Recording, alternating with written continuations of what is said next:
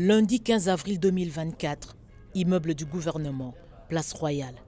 Comme annoncé dans son agenda, la première ministre Judith Suminwa Tuluka démarre sa journée de travail. Elle poursuit les consultations avec les regroupements politiques de l'Union sacrée de la nation. L'Union pour la nation congolaise, UNC, sous la coupe de l'honorable Vital Kamerhe, élu du Sud Kivu, est le premier groupe invité aux discussions. Nous devons d'abord nous faire violence, nous, les politiciens. Pour une fois, acceptons que ce que nous faisons n'est pas le partage du pouvoir, mais des responsabilités.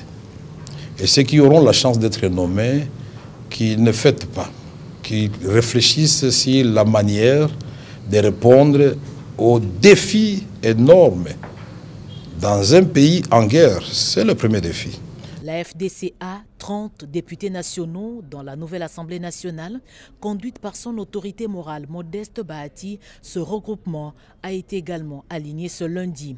La première ministre a donné la ligne à suivre. La première ministre a insisté sur le fait qu'on doit réduire le train de vie des institutions. Nous sommes d'accord avec elle et c'est pour cette raison que la taille du gouvernement sera réduite. Et elle a beaucoup insisté sur l'exécution parfaite du budget, surtout le budget d'investissement, pour que nous puissions espérer une croissance économique. Et les critères sont notamment le poids politique, la géopolitique, le genre, la compétence. Les autres critères sont additionnels, mais essentiellement les quatre là. Le MLC de Jean-Pierre Bemba Gombo entend participer au gouvernement Suminwa. Son poids politique est de 27 élus. Le facteur temps, je crois que le MLC et ses alliés viennent de donner la réponse. Nous avons pris moins de 15 minutes dans l'entretien. Donc c'est ça la vision du facteur temps.